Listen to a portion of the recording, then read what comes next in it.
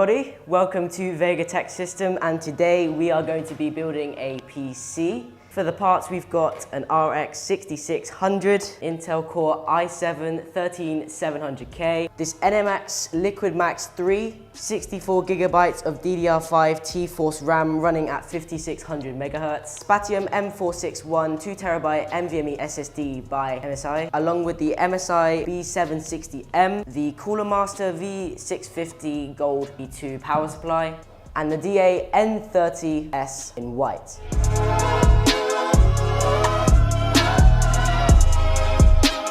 Change of case, this is going to be built into the Paradox Gaming T7.